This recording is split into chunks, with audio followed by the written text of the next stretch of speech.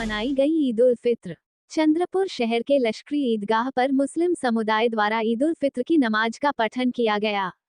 साथ ही देशवासियों को ईद की शुभकामनाएं दी गई और भारत देश में अमन कायम रहने के लिए नमाज का पठन कर अल्लाह से दुआ मुस्लिम समुदाय के लोगों द्वारा की गई।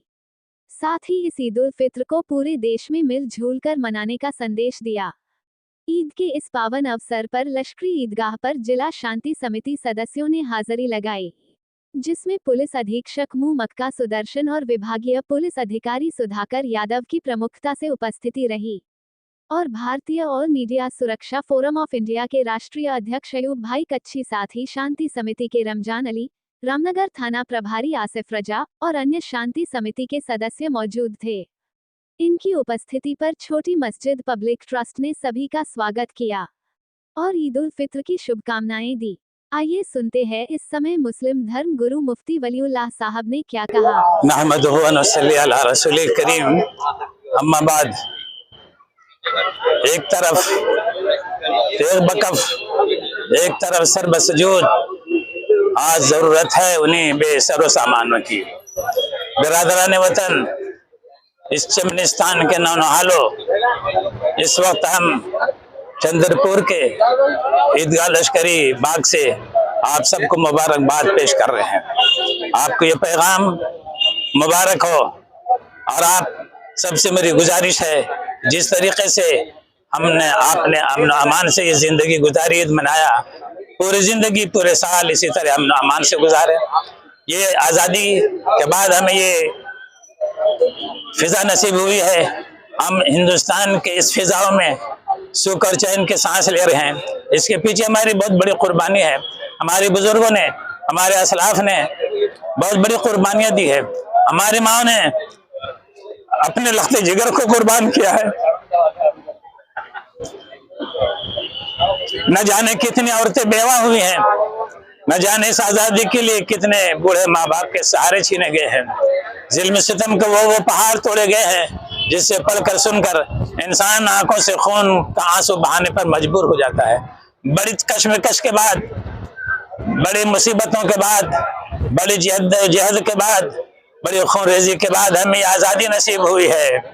और फिर इन मुजाहिदीन ने, इस आज़ादी के मुजाहिदीन ने एक आईन और कानून हमें अब आपको बना करके दिया है।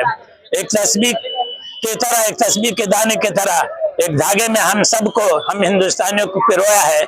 मुख्तलिफ बागीचों के फूलों को एक गुलदस्ते में सजाकर टेबल पे रखा है और हम सबको मुखातब किया, ऐ मेरे हिंदुस्तानी बच्चों, ये गुलदस्ता और ये तस्वीर संभाल कर रखना, ये आइन को संभाल करके रखना। बड़ी जद्दोजहद के बाद हमने इसे हासिल किया है। ऐसा ना हो कि इस तस्वीर के धागे को कोई जालिम और कोई बदख्याल इंसान कैंची मार दे और फिर तुम तस्बीह के दाने की तरह बिखर जाओ। तो ऐसा ना हो तो कोई बाद मसमूम चले, कोई गर्म गर्म लू हवा चले और इस गुलदस्ते को मुरझा दे और तुम इसके खुशबुओं से महरूम हो जाओ। मेरे हिंदुस्तानी बच्चों, इस गुलदस्ते को, इस आयन को संभाल कर रखना। ये वो आयन है जिसमें हमने सब तुम लोगों को बराबर का हक दिया है। हिंदुओं को, मुसलमानों को, सिखों को, पारसियों को, बुद्धिस्टों को, हर एक को बराबर का हक है। किसी में किसी को फौकियत नहीं, कोई किसी से बरतर नहीं, कोई किसी से बदतर नहीं। तुम सब एक होकर के रहना। अगर तुम अमन अमान के फिजाओं में सांस लेना चाहते हो तो हमारे इस उसूल को, हमारी इस आयन को सीने से लगा कर रखना। अगर किसी के हुकूक कोई छीनना चाहे तो तुम सब मिलकर के उसकी मदद करना। अगर हिंदुओं का कोई हक कोई छीनना चाहे तो मुसलमानों के कंधे ऊपर लाजिम होता, सिखों के ऊपर लाजिम होता, बुद्धिस्टों के ऊपर लाजिम होता। ये सब मिलकर अपने हिंदू भाइयों की मदद करें और उनके हुकूक की हिफाजत करें। इसी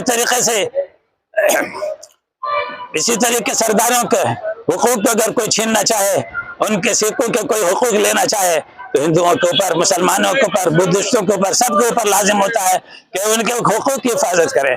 इसी तरह मुसलमानों के कोई हुकूक को अगर कोई छीनना चाहे तो हिंदुओं के ऊपर भी, सिखों के ऊपर भी और पारसियों के ऊपर भी, बुद्धिस्टों के ऊपर भी लाजिम आता है कि इनके हुकूक की हिफाजत करें। अगर इस तरीके से हम सब मिल करके एक दूसरे की हुकूक की हिफाजत करेंगे तो कोई बदनजर हमारे इस आयन को हाथ नहीं लगा सकता, कोई बदनसीब हमारे इन तस्वीर के धागों पर कैंची नहीं मार सकता। और अगर हमने ऐसा नहीं किया तो मेरे दोस्तों हम बिखर जाएंगे और फिर आजादी को जितने जद्दोजहद से हासिल किया था उस जद्दोजहद को हम गोया रायगा कर देंगे।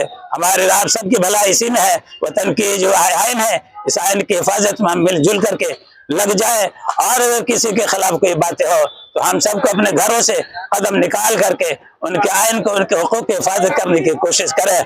बस इन चंद बातों के बाद फिर अपने बातों को मैं खत्म करता हूँ कि एक तरफ तेगे कफब, एक तरफ सर्व सजूद, आज जरूरत है उन्हीं बेसरो सामानों की। वाखिर दावाना अल्हम्दुलिल्लाह रब्बिल आलमीन।